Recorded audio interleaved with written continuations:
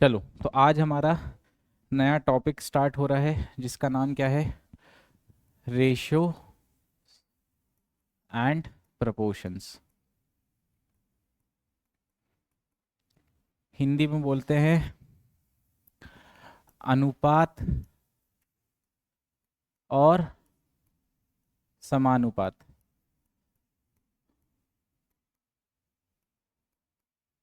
ठीक है, तो आज हम सबसे पहले अपना डिस्कशन रेशियो पे करेंगे। किस पे करेंगे? और कल का डिस्कशन मतलब अगली क्लास का डिस्कशन हम काय पे करेंगे? प्रपोर्शंस का। ठीक, तो सबसे पहले रेशियो अभी तक आप यूज करते आ रहे थे, परसेंटेज में यूज करते आ रहे थे, बहुत सारी चीजें आपने यूज करी, तो कहीं ना कहीं अब आप थोड़ा सा रेशियो से यूज टू हो गए हो। ठीक है, तो सबसे पहले अगर मैं बोलूं कि रेशियो को लिखने का तरीका क्या होता है, तो आप बोलोगे A/B। इसको क्या बोलते हैं? इस टू, है ना? ठीक, बोलो क्लियर है? अच्छा, आ, यहां तक क्लियर है बात इसकी? वैसे इसका मतलब क्या होता है? A/B। इसका मतलब क्या होता है? A/B। क्लियर है बात? अब अगर मैं बात करूं सबसे पहला पॉइंट रेशियो का, तो ये बोलूंगा कि भैया रेशियो एक्चुअल नंबर्स नहीं होते। एक्चुअल नंबर्स नहीं होते। जैसे फॉर एग्जांपल मेरे पास दो नंबर्स हैं जिनके बीच का रेशियो 3 और 4 का है। क्या है? दो नंबर्स हैं, बोलो हाँ या ना। n1 और जिनका रेशियो क्या है? 3 और। तो ऐसे कितने नंबर्स पॉसिबल है? बहुत सारे। सबसे पहले तो 3 और 4 खुद ही होगा। दूसरा क्या होगा? 6 और 8। भाई होगा कि नहीं होगा? हाँ, सबसे पहले तो 3 और 4 खुद ही हो सकते हैं, n1 n2 हो सकते हैं कि नहीं? एक मिनट, इसको मैं ऐसा लिखता हूं तो ज्यादा बेटर समझ में आएगा। n1 कॉमा, सबसे पहले क्या हो सकते हैं? 3 और 4। दूसरे क्या हो सकते हैं? फिर क्या हो सकते हैं? हाँ, 9 और 12। कुल मिला के मल्टीपल्स। हाँ, और क्या हो सकता है? 1.5 और 2। ये भी तो हो सकता है, आधा। हो सकता है कि नहीं? हाँ, तो कुल मिला के बहुत सारे हो सकते हैं। इनफाइनाइट नंबर ऑफ नंबर्स हो सकते हैं जिनके बीच का रेशियो 3 और 4 है। तो हम ये बोल सकते हैं कि रेशियो एक्चुअल नंबर नहीं होते। क्लियर है बात? सबसे पहली अंडरस्टैंडिंग रेशियो की ये होनी चाहिए। दूसरी चीज, रेशियो हमेशा सिमिलर क्वांटिटीज का होता है। रेशियो क्या होता है? सिमिलर क्वांटिटीज का। जैसे फॉर एग्जाम्पल मैं ले रहा हूं, अगर हमारी एज, मेरी एज तो आपकी एज, समझ गए? एज का रेशियो वेट से नहीं ले सकते। मतलब अगर एज इज टू एज हो रहा है तो सही है, लेकिन अगर एज इज टू वेट हो रहा है तो आपका रेशियो गलत है। क्लियर है बात? है ना? सिमिलर क्वांटिटी से मेरा मतलब है कि भैया एज का एज से, वेट का वेट से, लीटर का लीटर से। समझ गए? क्लियर बात? आप एज का या वेट से या लीटर से, या वेट का एज का एज से लीटर से नहीं ले सकते। क्लियर बात यहां तक? सिमिलर क्वांटिटीज ही होनी चाहिए। अब सिमिलर क्वांटिटीज से मेरा मतलब ये भी है कि अगर आप एक जगह एज ऑफ पर्सन ले रहे हो, यहां पे एक एज क्या ले रहे हो?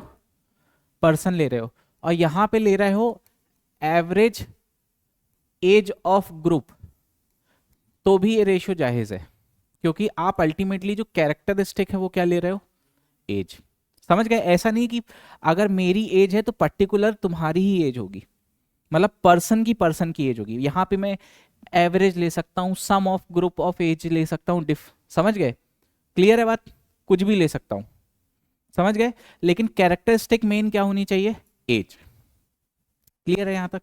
ठीक। अब क्योंकि अब हमने सबसे पहले पॉइंट पे वापस आएंगे, ये बोला कि एक्चुअल नंबर्स नहीं होते, तो आप यहां पे कहानी सुनो। अगर आपको रेशो का कोई भी सवाल आएगा, अगर आपको रेशो का कोई भी सवाल आएगा, तो आपको एक रेशो गिवन रहेगा। क्लियर है बात? क्या गिवन रहेगा? और अगर आपको कोई एक वैल्यू निकालनी होगी, अगर आपको कोई, तो आपको एक इंफॉर्मेशन दी होगी। आपको एक, तो हमेशा रेशो के सवाल में आप ध्यान रखना, तीसरा इंपॉर्टेंट पॉइंट, तो रेशो के साथ साथ आपको एक एक्स्ट्रा इंफॉर्मेशन मिलेगी। क्या मिलेगी? जिससे आप क्या निकालोगे? जिससे आपका एक्चुअल वैल्यूज निकलेंगी, जिससे आपकी एक्चुअल वैल्यूज निकलेंगी। अब यहां पे एक्चुअल वैल्यूज को निकालने के लिए मैं एक टर्म इंट्रोड्यूस करने जा रहा हूं जिसको बोलेंगे के बराबर क्या? मल्टीप्लायर। क्या बोलेंगे? मल्टीप्लायर। के का मतलब मल्टीप्लायर। ठीक है, जैसे फॉर एग्जाम्पल मैंने सबसे बोला कि अगर मेरा n1 इज टू n2 क्या था? 3:4 था। 3:, तो क्या मैं ये बोल सकता हूं कि n1 बराबर 3 टाइम्स के होगा एंड n2 बराबर 4 टाइम्स के होगा? क्या ये बोल सकता हूं? देखो, k की वैल्यू 1 रखो तो नंबर्स क्या आएंगे? n1 कॉमा n2 क्या आएगा? एक मिनट रुको, मैं इसको यहाँ पे ऐसे लिख रहा हूं जिससे ज़्यादा बेहतर समझ में आएगा। आप यहाँ पे k रखो, यहाँ पे n1 और यहाँ पे n2 रखो, ठीक है? और यहाँ पे n1 और n2 का जो रेशियो है वो क्या है? चलो 1 रखो, ये क्या क्या आएगा? 3 और 4 आएगा। 2 रखो तो क्या क्या आएगा? 6 और 8। 3 रखो तो क्या आएगा? 9 और ऐसे बहुत सारे k निकल सकते हैं। ठीक है, क्लियर है बात? अगर हमने k को 0.5 रख दिया तो ये क्या आएगा? 1.5 और 2 आएगा। क्लियर है बात? तो k भी हमारे बहुत सारे हो सकते हैं। क्लियर है बात? लेकिन एक सवाल पर्टिकुलर बात हो रही है तो हर एक सवाल में एक इंफॉर्मेशन दी जाएगी जिससे आप इनमें से कौन सी k की वैल्यू लेना है वो फिक्स कर पाओगे। इनमें से कौन सी k की वैल्यू लेना है वो फिक्स कर पाओगे। अब देखो सवाल कैसा बनेगा। आपको बोलेगा कि नंबर्स का रेशियो क्या है? 3:4। अब इंफॉर्मेशन कैसे देगा? And sum of these number is, मान लो कि 14। क्या दिया है? Sum of these number is 14। ठीक है, तो ये इंफॉर्मेशन दी है। आप बोलोगे नंबर्स का रेशियो क्या है? हमारे हिसाब से अगर हम जोड़ें तो इनकी वैल्यू क्या आएगी, और सवाल के हिसाब से इसी की वैल्यू क्या है? तो आप बोलोगे एक यूनिट की वैल्यू क्या आई? ये जो 2 निकला ये एक्चुअल में मल्टीप्लायर निकला है। क्या निकला है? मल्टी। तो जैसे ही आपने बोल दिया k बराबर 2 है तो आप बोलोगे ये 3 यूनिट बराबर क्या हो जाएगा और 4 यूनिट बराबर क्या हो जाएगा? मतलब इन दोनों का सम क्या? 14 आ रहा है। यही आपका n1 निकल आएगा और यही आपका n2 निकल आएगा। क्लियर है बात? यही आपका n1 निकल आएगा, यही आपका। अब हमने ये k नाम की चिड़िया को क्यों इंट्रोड्यूस किया? इसलिए इंट्रोड्यूस किया कि जैसे फॉर एग्जांपल यहां पे सबसे पहले तो आपसे सवाल क्या क्या बन सकता है? सवाल ये बन सकता है, आपको बोलेगा फाइंड n1, तो आप बोलोगे भैया अगर k1 बराबर 2 है तो यहां से सीधा बोलोगे, ये सब तो मैंने लिख कर बताया, तो 3 यूनिट्स बराबर क्या होगा? 6 होगा। आप बोलोगे n2 फाइंड करना है तो आप बोलोगे 1 यूनिट बराबर अगर 2 है तो यही n2 है। देखो यही n1 और n2 है, तो n2 बराबर क्या है? 4। नहीं समझ में आ रहा? तो 4 टू जा n2 बराबर क्या होगा? आपसे यहां पे पूछ दे difference between n2 minus n1, मतलब नंबर्स का डिफरेंस, तो अब आप ये नहीं बोलोगे कि पहले ये निकालो फिर ये निकालोगे, आप सीधा बोलोगे इन दोनों के बीच का डिफरेंस क्या है और हमारे हिसाब से 1 यूनिट की वैल्यू क्या है? सीधा बोलोगे 2 आएगा। देखो ऐसे भी है, 2 आ रहा है। आ रहा है कि नहीं आ रहा है? आपसे बोल दे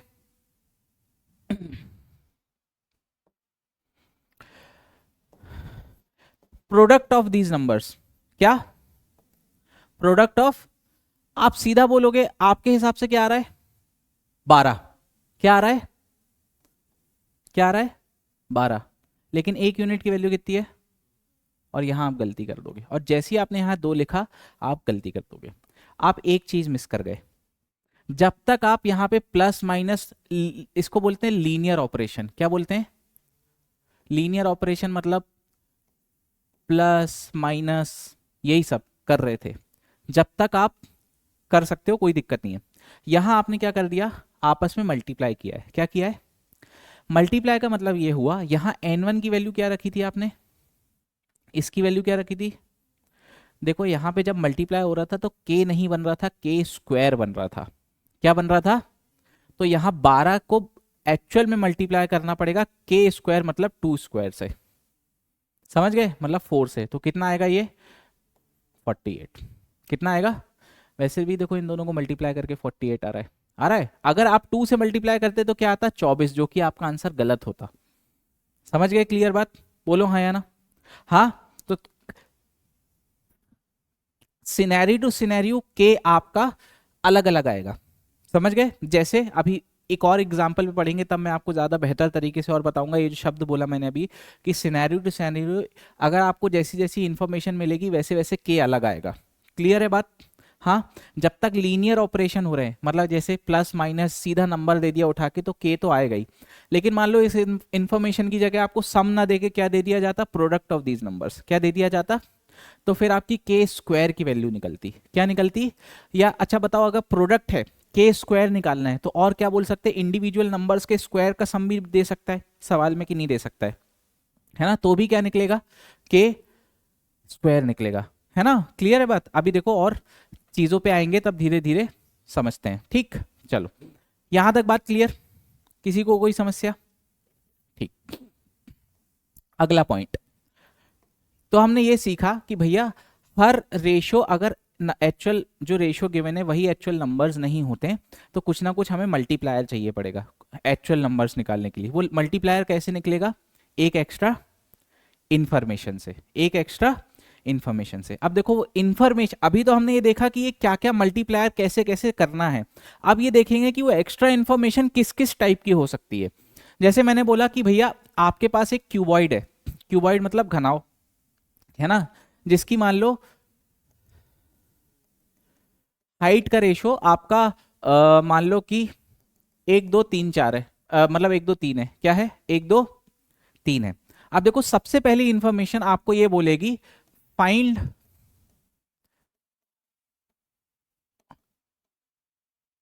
इफ, देखो ये सबसे पहले इंफॉर्मेशन का टाइप हो सकता है, क्या बोल रहा है, आपको विड्थ और हाइट पता करनी है अगर एल बराबर क्या है, तो ये बिल्कुल लीनियर ऑपरेशन है, ये यहाँ कुछ प्लस माइनस कुछ नहीं हो रहा है, सिंपल है। आप बोलोगे हमारे हिसाब से एल बराबर क्या है और इसी की वैल्यू क्या है 100, तो यही मल्टीप्लायर निकल आया। तो विड्थ बराबर क्या आएगा, हमारे हिसाब से 2 है, इंटू 100 कर दो मतलब कितना आएगा। हाइट बराबर क्या है, कितना आ जाएगा सेंटीमीटर, ठीक है। क्लियर है बात। हाँ, दूसरी इंफॉर्मेशन क्या दी जा सकती है, दूसरी इंफॉर्मेशन ये दी जा सकती है कि भैया आपका जो टोटल सरफेस एरिया है, टोटल सरफेस एरिया, है ना, टोटल सरफेस एरिया, वो आपको दिया गया है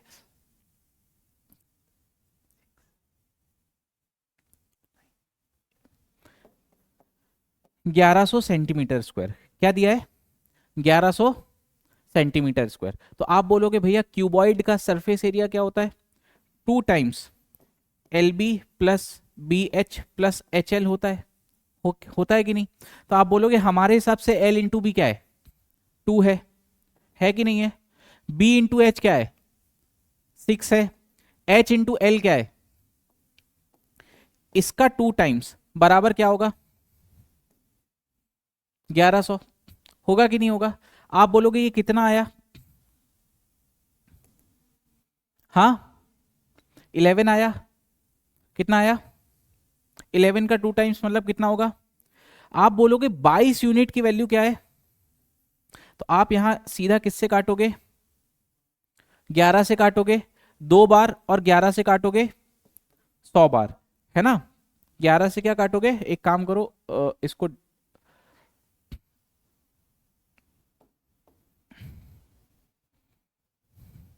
या एक काम करो ना, मैं इसको सिंपल ही बना देता हूं, इसको 2200 बना लो, क्या बना लो,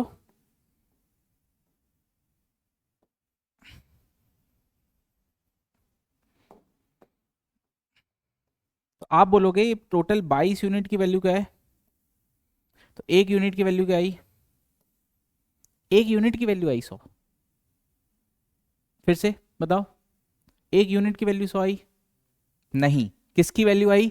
बेसिकली यहाँ पे जो 1 यूनिट बराबर 100 आपने निकाला है, ये आपका मल्टीप्लायर, ये मल्टीप्लायर नहीं है। मल्टीप्लायर तो क्या है? मल्टीप्लायर ये जो है ये बराबर मल्टीप्लायर का स्क्वायर है। क्यों? क्योंकि देखो यहां पहली बात तो ये सेंटीमीटर स्क्वायर दिया था, आप दो चीजों को मल्टीप्लाई कर रहे थे आपस में, यहां पे लीनियर ऑपरेशन नहीं हो रहा है। आपको यही बताया था ना पहले, यहां मल्टीप्लाई हुआ तो यहां पे k इंटू के बना होगा। क्या बना होगा? तो देखो यहां से भी के स्क्वायर बना, यहां से भी के स्क्वायर बना, यहां से भी के स्क्वायर बना, मतलब फाइनल जो बना वो मल्टीप्लायर का। तो आप बोलोगे ये जो 1 यूनिट बराबर 100 निकला है ना, तो आपका यहां से मल्टीप्लाई बराबर 10 निकलेगा। क्या निकलेगा? क्योंकि ये जो बना ये के स्क्वायर की वैल्यू बनी। क्या बनी? के स्क्वायर की वैल्यू। समझ गए कि नहीं? हाँ। अब के स्क्वायर की वैल्यू ये बनी, तो आप बोलोगे 1 यूनिट की वैल्यू क्या है? तो अब यहां से आपको लेंथ पूछ दे, लेंथ बराबर क्या हो जाएगी? 10 हो जाएगी, क्योंकि वो क्या थी? विड्थ बराबर क्या हो जाएगी? हाइट बराबर क्या हो जाएगी? चलो जरा एक बार इसका सरफेस, टोटल सरफेस एरिया निकालो इस फॉर्मूले से। L इंटू बी कितना बनाएगा? 200। ये कितना बनाएगा? 600। कितना हो गया? 800 हो गया। और ये कितना बनाया? 300। कितना बन गया? 1100। और 1100 का 2 गुना, क्योंकि यहाँ पे मल्टीप्लाई बाय 2 भी होता है बाहर, होता है कि नहीं? तो कितना बनाएगा? 2200। क्या बना कि नहीं? 2200। क्लियर है बात? लेकिन आप जैसे ही 1 यूनिट बराबर यहाँ 100 बोल देते, तो आप बोलते लेंथ बराबर क्या हो जाती? 100, 200 और, तो गलत कर देते। आप बोलोगे यहाँ पे जरा सरफेस एरिया निकालो, ये कितना बना? 20,000। कितना बना? ये बना 60,000 और ये बना 30,000। ये बन गया 1,10,000। इसका 2 गुना कितना हुआ? 2,20,000। भैया ये तो आपका 2200 ही था। समझ गए वो कैसे बन गया? क्योंकि आपने मल्टीप्लायर गलत चूज कर लिया था। समझ गए? तो जब भी स्क्वायर्स आएगा मल्टीप्लायर क्या निकलेगा?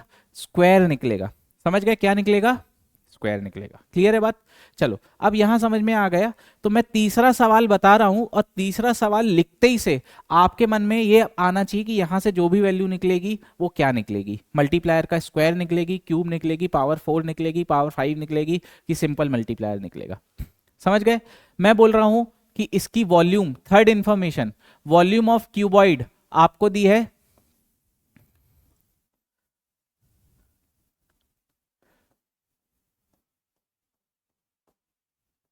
बताओ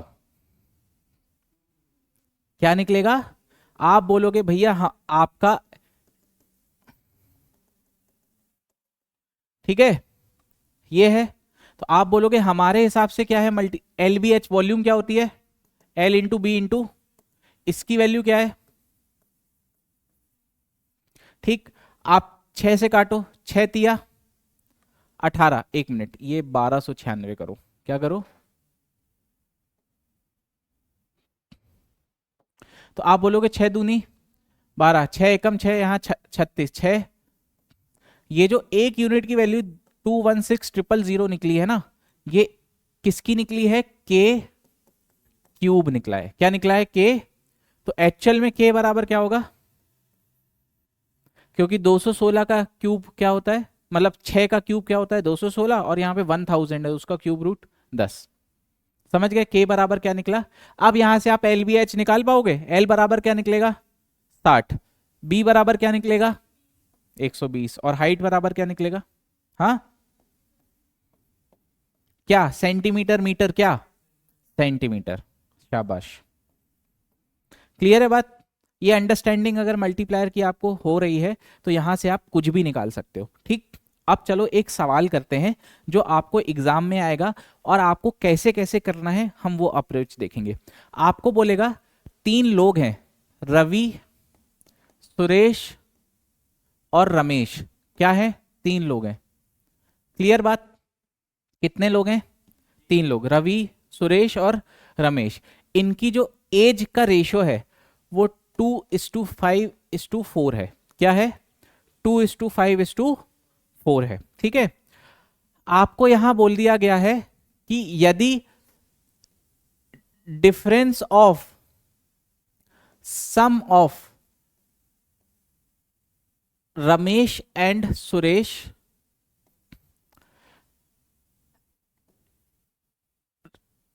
यहां पे टुगेदर लिख लो, and Ravi, sum difference of age of sum of Ramesh and Suresh together and Ravi is 70 years. कितना है? 70 साल। समझ गए? तो अब आपको यहां से सबसे पहले क्या फाइंड करना है? आपको फाइंड करना है सबसे पहले individual age, age of Ravi. ठीक है, क्या निकालना है आपको? Age of Ravi.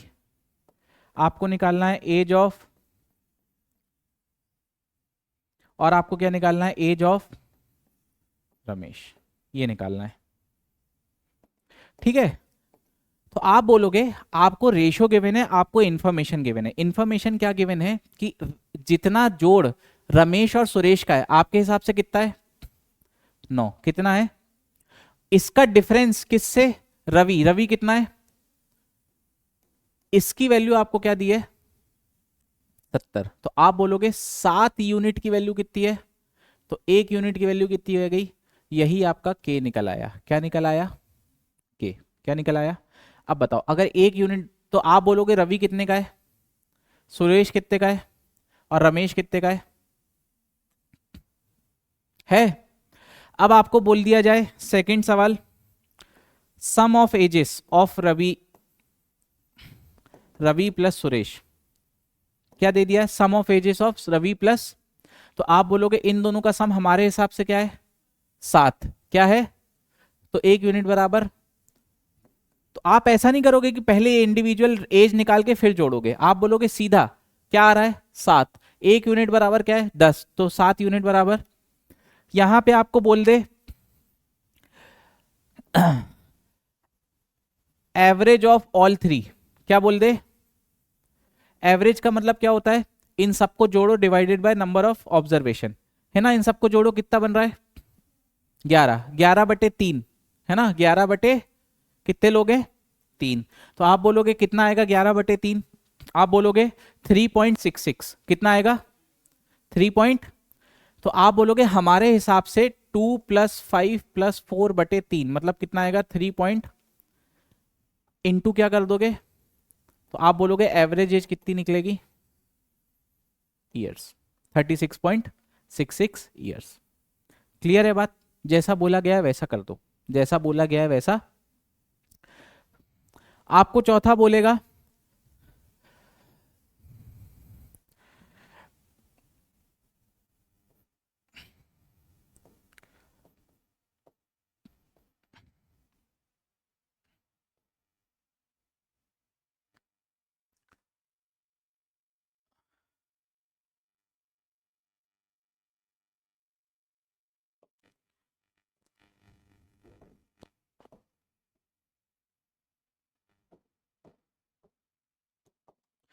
रमेश और रवि के बीच का एज का डिफरेंस। आप बोलोगे रमेश की 4 है, रवि की 2 है, दोनों का एज का डिफरेंस कितना हुआ? 2, मतलब 2 × 10 कर दोगे, क्या आएगा?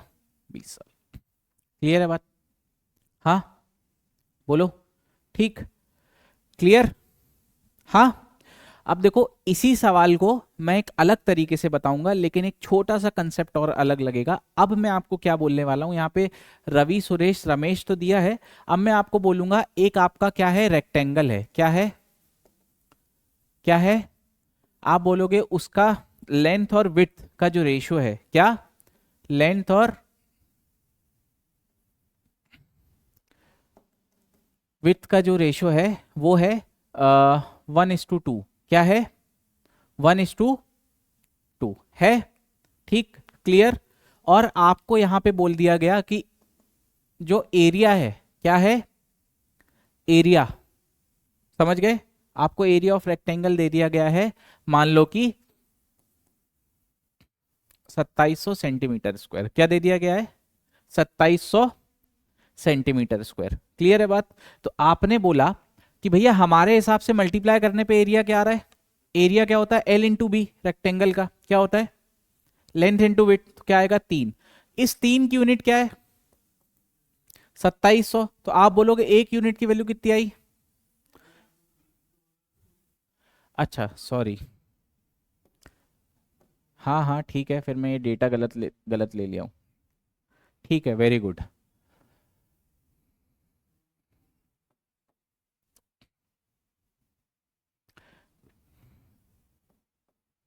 ठीक है, 800 कितना है? तो आप बोलोगे L इंटू बी क्या होगा आपके हिसाब से? इसकी वैल्यू आपको सवाल में क्या दी है? तो आप बोलोगे 1 यूनिट की वैल्यू क्या निकली, लेकिन ये 400 क्या निकला भैया? तो आपका K एक्चुअल में क्या निकला? तो यहां से आपको लेंथ बोल दे क्या आएगा, जल्दी बताओ। विड्थ बोल दे क्या आएगा? अब यहां से आपको दूसरा सवाल बोलेगा फाइंड द पेरीमीटर, क्या बोलेगा? फाइंड द पेरीमीटर का मतलब क्या? बाउंड्री। क्या होता है बाउंड्री? 2L+B, क्या? L+B का 2 टाइम्स। तो आप बोलोगे हमारे हिसाब से L+B क्या है? 1 यूनिट की वैल्यू कितनी है? 20। तो ये 60 हो जाएगा, 60 का 2 गुना कितना होगा? 1200। 120। 60 का 2 गुना 1200 होगा। हाँ, कितना होगा? 100। क्लियर है? आ भी रहा है 120। देखो इन दोनों को जोड़ो, 60, इसका 2 गुना कर दो। आ रहा है कि नहीं? बोलो हाँ या ना। क्लियर बात? तो बस पूरी कहानी यहीं के आसपास घूमेगी कि भैया आपको एक रेशियो दिया रहेगा और इसके साथ एक इंफॉर्मेशन दी रहेगी जिससे आप क्या निकालोगे, जल्दी बताओ। मल्टीप्लायर। क्या निकालोगे? मल्टीप्लायर। क्या निकालोगे? ठीक, क्लियर है बात? हाँ, चलो अब कुछ रेशियो की इंपॉर्टेंट प्रॉपर्टीज पढ़ते हैं।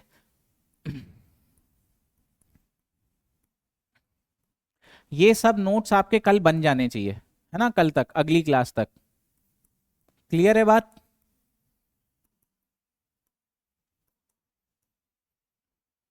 और देखो ये सब क्यों इंपॉर्टेंट है ये भी सीखना बहुत जरूरी है। सबसे पहली प्रॉपर्टी आप रेशियो में किसी भी नंबर का मल्टीप्लाई कर दो या डिवाइड कर दो, रेशियो चेंज नहीं होता। हमने कई बार यूज करी, खासकर इनकम एक्सपेंडिचर वाले सवालों में किया इस प्रॉपर्टी का यूज। बोलो हाँ या ना।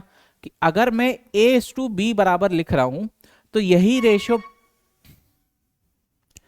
रेशियो बराबर होगा के, अच्छा इसको मैं के ना लेके, क्योंकि के से तुम लोग मल्टीप्लायर समझ जाओगे, तो आप x टाइम्स a कर दो और x टाइम्स, और ये रेशियो बराबर होगा a/x। और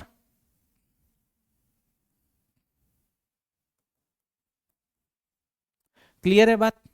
मतलब अगर आप रेशियो में किसी एक नंबर से मल्टीप्लाई डिवाइड करते हो, ऊपर नीचे सेम ऑपरेशन लगाते हो, तो आपका रेशियो चेंज, लेकिन ऐसा मत कर देना।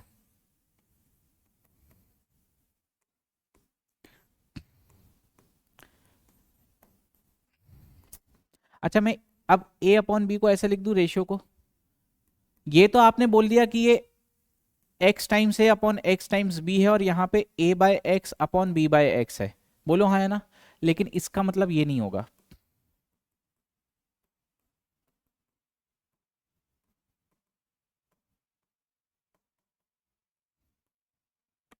क्लियर है बात?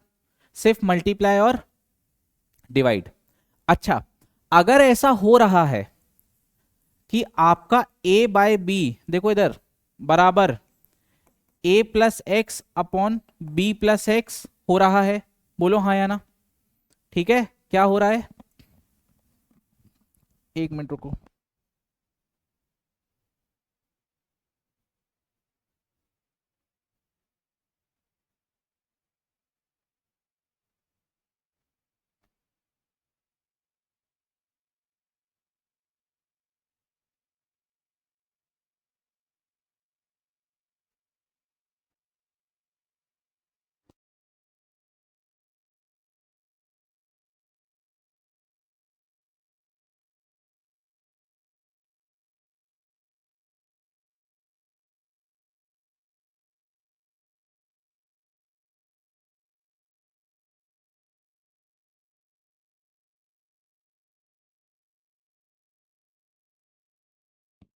चलो मेरा सवाल ये है, आवाज आ रही है? हाँ। कि अगर ये बराबर हो जाए, ये कब पॉसिबल है? जैसे फॉर एग्जाम्पल मैं अगर ये 3 और 4 ले लूं, क्या ले लूं? 3 और 4, A/B। बोलो हाँ या ना। अगर मैं ऊपर +1 और नीचे भी +1 करूं तो क्या बनेगा? देखो 3/4 की वैल्यू होती है 0.75, इसकी वैल्यू क्या होती है भैया? 80% को ऐसे ही बताते हो कि नहीं? ये दोनों आपस में बराबर हैं क्या? नहीं है। ये कब पॉसिबल हो सकता है कि a अपॉन बी बराबर a plus X upon B plus X हो जाए? कब पॉसिबल हो सकता है? जब दोनों बराबर हो जाए। जब दोनों, कब पॉसिबल हो सकता है? जब a इक्वल्स टू b हो जाए। क्या हो जाए? जैसे फॉर एग्जाम्पल मैंने ये बोला कि a और b दोनों 5-5 है। क्या है? अब इसमें तुमने क्या कर दिया? ठीक, बोलो हाँ या ना। क्लियर है बात? ये तभी पॉसिबल है ऐसा, only possible when a equals to b। Clear है बात? बोलो हाँ या ना। ठीक, चलो। चलो यहीं से थोड़ा और रेशियो के संबंध में हम और जानकारी देखेंगे। ये बोलेंगे कि मान लो कि अगर हमारा a अपॉन बी है ना, क्या है? मान लो कि हमारा a ग्रेटर देन b है। क्या है? a greater than b। Clear बात? तो मैं आपसे ये जानना चाहूंगा कि अगर मैं a में प्लस एक्स करूं और b में प्लस एक्स करूं, और इनिशियल a अपॉन बी में ये वैल्यू बड़ी आएगी कि छोटी आएगी? जैसे फॉर एग्जाम्पल मान लो कि ये 4/3 है। क्या है? 4/, आपने क्या कर दिया? 4 में +1 और 3 में भी +1 कर दिया, तो ये क्या बन गया? 5/4। क्या बन गया? इसकी वैल्यू क्या थी? 1.33। इसकी वैल्यू क्या आएगी? ये तो घट गया। तो हमेशा ये ध्यान रखना कि ये रिलेशन ट्रू होता है। समझ गए? अगर आपका क्या बड़ा है? न्यूमरेटर बड़ा है। क्या बड़ा है? समझ गए? क्लियर है बात? हाँ, ठीक। अगर मैं उल्टा कर दूं कि आपका डिनोमिनेटर बड़ा कर दूं, अगर आपका डिनोमिनेटर बड़ा कर दूं, क्या बड़ा कर दूं? डिनोमिनेटर। ठीक, ये मैंने बड़ा कर दिया, तो अब कौन सा बड़ा आएगा? अब ये बड़ा आएगा कि ये बड़ा आएगा? देखो मैंने डिनोमिनेटर बड़ा कर दिया, रिवर्स कर दिया। ठीक है, ये कितना होता है? हाँ, और यहां पे क्या होगा? 4 बाय मतलब 0 पॉइंट, कौन सा बड़ा आ गया? ये वाला बड़ा आ गया। समझ गए? ये वाला बड़ा आ गया। क्लियर है बात कि नहीं?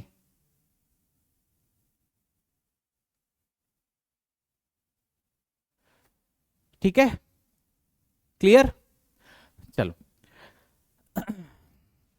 अब आते हैं एक अगली प्रॉपर्टी पे कि अगर मेरे रेशियो आपस में बराबर है, बहुत सारे ऐसे रेशियो हैं जो आपस में, मान लो कि ये समथिंग बराबर z है, समथिंग बराबर, तो आप ये बोलोगे कि z बराबर a plus C plus E plus dash dash dash upon B plus D plus F plus dash dash dash.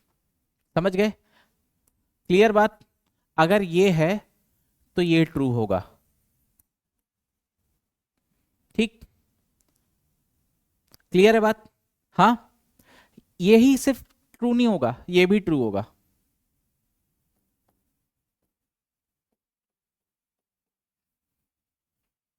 समझ गए? Plus minus plus minus. अब इसका फायदा क्या होगा? जैसे फॉर एग्जांपल आपको कुछ एक ऐसा इक्वेशन आ जाए,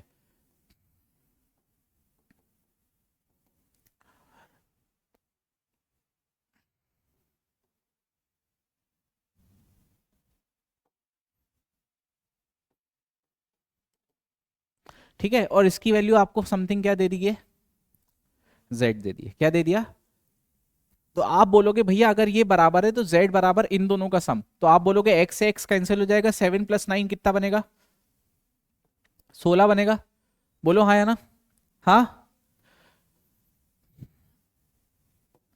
और ऐसी नीचे इन दोनों का जोड़ क्या आएगा? x से x क्या हो जाएगा? कैंसिल हो जाएगा। 3 + 5 क्या बनेगा? तो क्या z की वैल्यू 2 आ गई? जैसी z की वैल्यू 2 आ गई तो आप यहाँ पे x निकाल पाओगे? ऐसा क्या रखें यहाँ पे x की ये बराबर 2 आ जाए? हाँ भाई, आपको आप पता करना है कि 7 + x और 3 + x बराबर क्या आ जाए? 2 आ जाए। क्या आ जाए? 2 आ जाए। तो यहां से आप सॉल्व कर सकते हो x के लिए भाई, क्रॉस मल्टीप्लाई करके। कर सकते हो कि नहीं? हाँ, ठीक। चलो, पांचवा पॉइंट,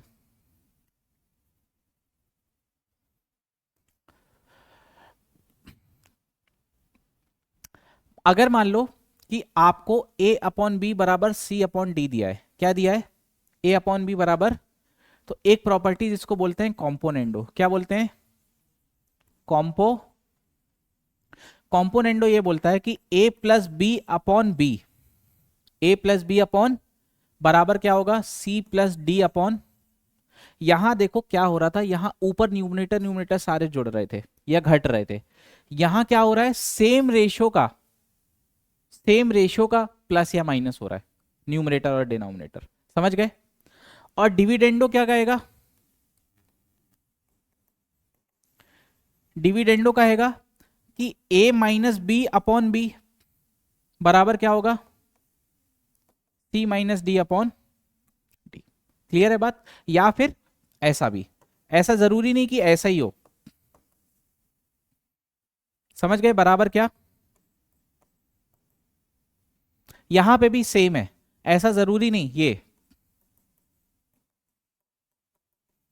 दोनों सेम है। क्लियर है बात? हाँ।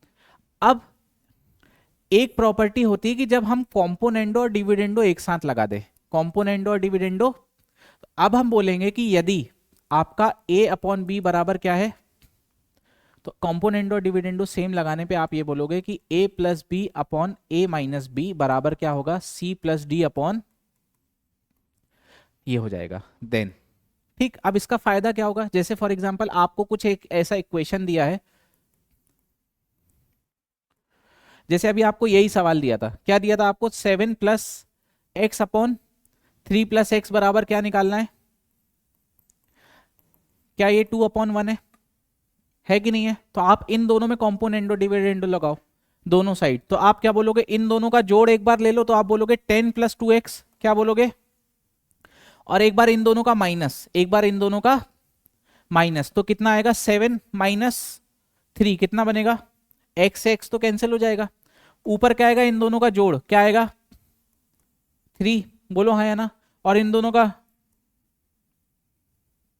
ठीक, तो यहां से अब चीजें आसान हो गई। क्या बना? 12 बना, 12 कि नहीं? बन गया। ये 10 को उधर ले जाओ, तो आप बोलोगे 2x बराबर 2, तो x की वैल्यू क्या आ गई? 1। यहां x की वैल्यू 1 भी रखो तो ये बनेगा 8 ही बनेगा 4। क्या 8/4 2 बन रहा है?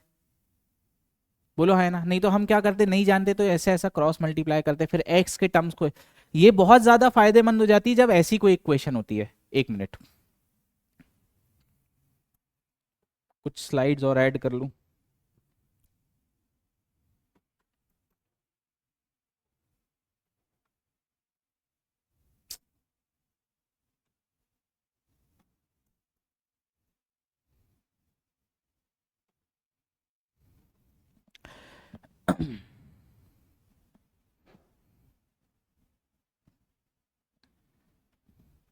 ठीक है, ये बहुत ज्यादा फायदेमंद कब हो जाती है?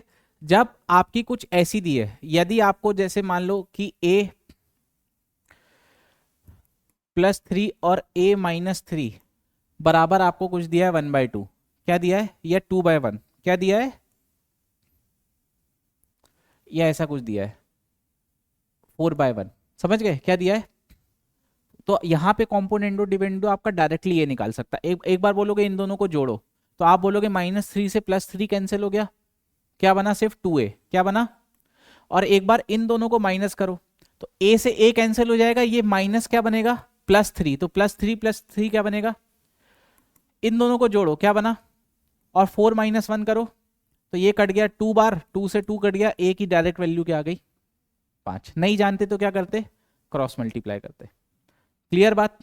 हाँ। तो कॉम्पोनेंडो डिविडेंडो इस टाइप की चीजों में ज्यादा और बेनिफिशियल हो जाता है। ठीक है, समझ गए यहाँ पे? ठीक। अब अगली प्रॉपर्टी पे बढ़ते हैं, ये हमारी 5वीं थी। छठी प्रॉपर्टी, आपको कई बार रेशियो ऐसा गिवन रहेगा,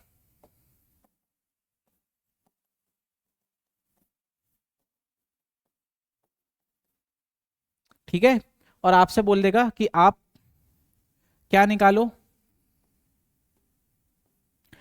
आ, नहीं नहीं, एक मिनट, मैंने सवाल गलत लिख दिया।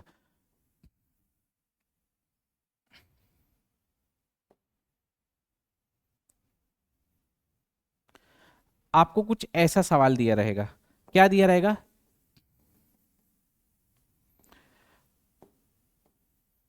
या वैसे ही ले लो, कोई दिक्कत नहीं है, वैसे में भी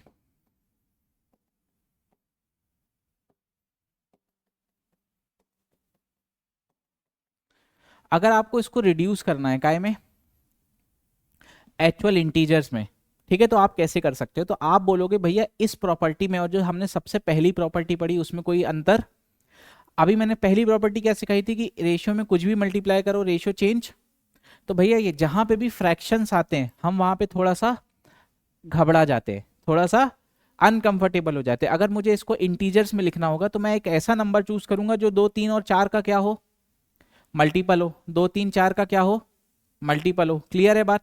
हाँ, तो आप क्या करो, इसको 2 3 4 का क्या ले लो, एलसीएम ले लो, क्या बनेगा, 12 बनेगा। तो आप इसको क्या कर दो, 12 से मल्टीप्लाई कर दो, तो एक्चुअल ये रेशियो क्या बना, देखो ये 2 से कट के क्या बनेगा 6, ये 3 से कट के क्या बनेगा, और ये क्या बनेगा 3। अब इसी चीज का एक और एप्लीकेशन आप ये देखेंगे कि कई बार आपको सवालों में ऐसा दिखेगा कि एक मिनट, कई बार आपको ऐसा दिखेगा कि 2 टाइम्स ए बराबर 3 टाइम्स बी बराबर 4 टाइम्स सी, है ना, तो आपको यहां से क्या निकालना है, A is to B is to C, क्या निकालना है, A is to B is to, तो आप यहां से बोलोगे कि जब ये बराबर है तो इसको समथिंग आप z ले लो, समथिंग बराबर आप, तो आप बोलोगे कि a is to B is to C क्या हो जाएगा, 1/2 इज टू 1/3 इज टू 1/4 हो जाएगा।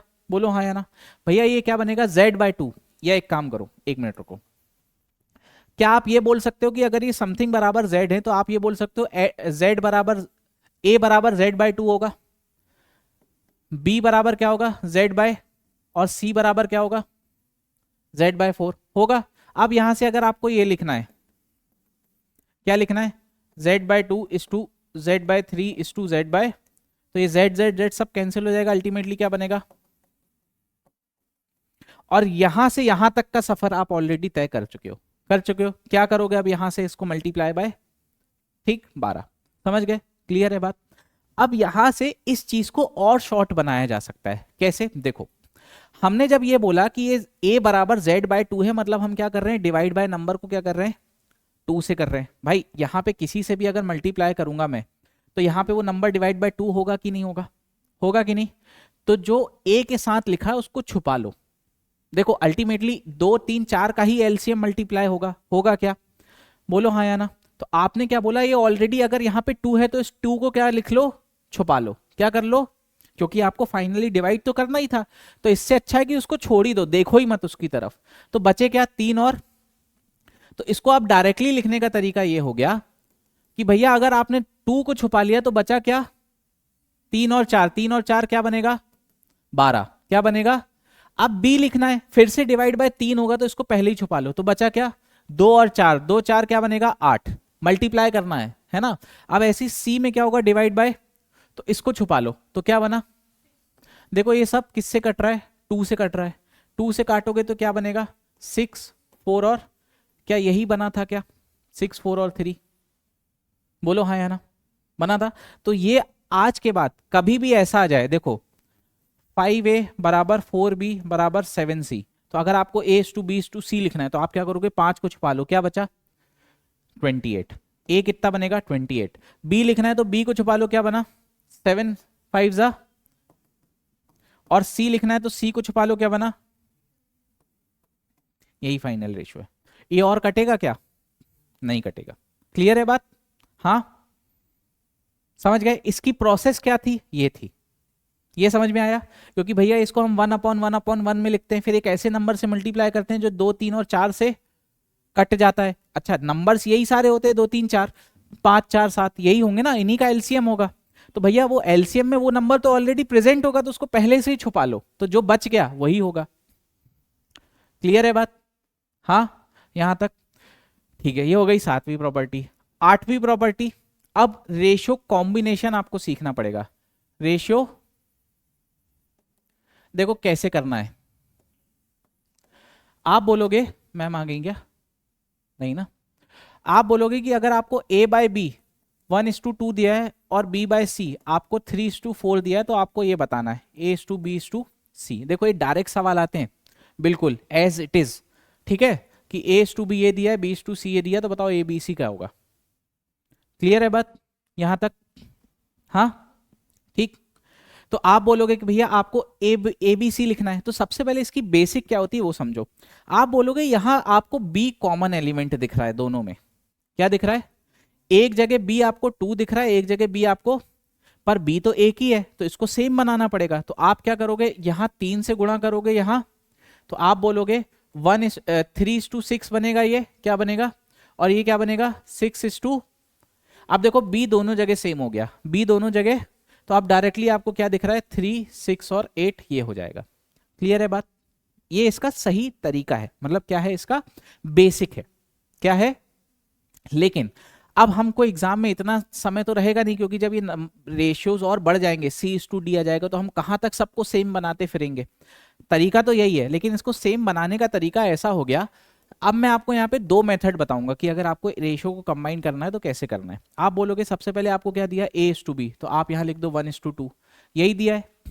फिर आपको क्या दिया है B/C, B/C कितना दिया है, ठीक है। अब आप बोलोगे ये एक खाली जगह ये बची, एक खाली जगह, तो हमेशा बाजू वाला खाली जगह भरेगा हमेशा। तो यहाँ पे इसके बाजू वाला कौन है, तो यहाँ 2, इसके बाजू वाला कौन है, बस यहाँ कर दो, इसको मल्टीप्लाई करो, कितना बना, इसको मल्टीप्लाई करो और इसको मल्टीप्लाई करो, क्या यही रेशियो बना, बोलो हाँ या ना, ठीक। हाँ, अब इसका दूसरा तरीका, दूसरा तरीका ये है, दूसरा तरीका ज्यादा इफेक्टिव है और ज्यादा आसान है, ज्यादा इफेक्टिव है और ज्यादा। दूसरा तरीका करने से पहले आप ये चीज देखो कि अगर A/B आपको 1/2 दिया है और आपको B/C क्या दिया है, एक चीज हमेशा ध्यान रखना, अगर लेफ्ट में खड़े हो, लेफ्ट में तो नीचे आओगे, कहाँ आओगे, और राइट में खड़े हो तो कहाँ जाओगे, ऊपर, राइट में खड़े हो तो कहाँ जाओगे, ऊपर। क्लियर है बात? हाँ, और कॉमन एलिमेंट्स को जोड़ते जाओगे, और कॉमन एलिमेंट्स को देखो, सबसे पहले ए आपको लिखना है यहाँ पे A/B/C लिखना है। आप देखो ए कहीं और दिख रहा है क्या, कहाँ खड़े, लेफ्ट की राइट में, लेफ्ट में, तो कहाँ आ जाएंगे, सीधा नीचे, आपस में 1 × 3 क्या होगा। क्लियर बात? अब कॉमन एलिमेंट देखो बी दोनों जगह दिख रहा है, दिख रहा है, इन दोनों को जोड़ो, जोड़ो, तो क्या बना, अब यहां ऊपर जाने की जगह नहीं, यहां नीचे आने की जगह नहीं, तो सीधा बी बराबर क्या लिख दो 2 × 3 6। समझ गए? अब सी को देखो, सी कहीं और दिख रहा है क्या, कहां खड़े हो, लेफ्ट की राइट, तो राइट में कहां चले जाओ, सीधा कहां चले जाओ, ऊपर चले जाओ, तो 4 2 ये सीधा रेशियो हो गया। क्या यही रेशियो था, बोलो हाँ या ना। हाँ, क्लियर है बात? हाँ ठीक है।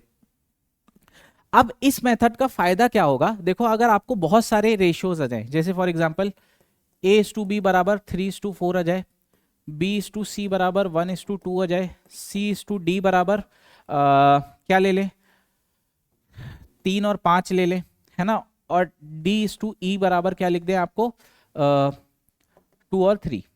ठीक है, अब आपको यहां से क्या निकालना है, ABCDE का रेशियो निकालना है। क्या निकालना है, जो मैंने अभी आपको पहले मेथड बताई ये वाली, ये तो इसमें ना आपको दिक्कत ये जाएगी कि आप जितनी देर में ये सब भरोगे उतनी देर में इस वाली मेथड से आप आंसर निकाल लोगे। पहले मैं इस वाली मेथड से आंसर निकाल के बता रहा हूं, फिर वो वाली मेथड क्यों नहीं जरूरी है, क्यों नहीं लगाना है, वो भी बताऊंगा। सबसे पहले अगर आपको लिखना है ABCD, और तो आप बोलोगे ए कहीं और दिख रहा था, सीधा नीचे आ जाओ, 3 1 3 3 9 9 2 बी कहाँ कहाँ दिखा, यहां दिखा, ऊपर जाने की जगह नहीं है, लेकिन नीचे आ जाओ, 4 1 4 4 3 12 12 2 सी कहाँ कहाँ दिखा है, यहां दिखा है, और इन दोनों को करो, यहां ऊपर जाने की जगह यहां नीचे आ जाओ, तो आप बोलोगे 4 2 8 8 2 8 3 24 24 2 जल्दी, इतना तुम लोग जवाब दो ना भाई। डी कहाँ दिख रहा है, यहां दिख रहा है, इन दोनों को कनेक्ट करो, नीचे जाने की जगह नहीं, तो यहां से ऊपर चले जाओ, 5 2 10 10 2 24 80। अब यहाँ पे डी ई कहाँ है, कहीं और नहीं है, सीधा ऊपर चले जाओ, 5 3 15 15 2 30 30 और ये 120। क्लियर है बात? ये और कट जाएगा, 2 से कट जाएगा, आप बोलोगे 9, 12, 24 और किसी से कट रहा है क्या? 3 से ये नहीं कटेगा। ठीक, समझ गए? अब आपने बोला कि सर वो वाली मेथड से भी करके बताओ। देखो मैं जितनी देर में ये सब भरूंगा उतनी देर में मेरा यहाँ आंसर आ चुका था। ठीक है, ए इज टू बी क्या था, बी इज टू सी क्या था, 1:2, सी इज टू डी क्या था, 3:2, और डी इज टू ई क्या था, 2:2। अब देखो मेरे को ये भरना पड़ेगा, भरना पड़ेगा। यहाँ 2, यहाँ 2, इसके पहले वाला 1, हमेशा बाजू वाला भरता है, इसके पहले वाला और इसके बाद वाला, और यहाँ कौन भरेगा? अब इतनी देर में तो मैंने आंसर निकाल दिया था, निकाल दिया था कि नहीं? हाँ, आप करो फिर से वही। कितना बना? 9 2 18, ये कितना बना? 24, 8 और 6 48, 10 80। क्या वही रेशियो बना कि नहीं बना? बोलो बना कि नहीं बना? क्लियर है बात? ठीक, अब जितनी देर में हमने ये सब चीजें भरी उतनी देर में तो यहाँ पे हमारा आंसर ही आ चुका था। आ चुका था कि नहीं आ चुका था? ठीक है, क्लियर है बात? और ये एज इट इज सवाल आते हैं एग्जाम में, एज इट इज। आपको बोलेगा ये A is to B, B is to C है, तो आप बताओ A is to B is to C क्या होगा, पहला सवाल। दूसरा सवाल आपको बोलेगा कि 5A बराबर 4B बराबर 7C है, तो बताओ ए बी सी का क्या रेशियो होगा, है ना? ऐसा क्लियर है बात? बिल्कुल एज इट इज सवाल आते हैं। ठीक, अब ये अगली क्लास तक आप नोट्स बना के रखना, हम फिर मिलते हैं अगली क्लास में। ठीक है।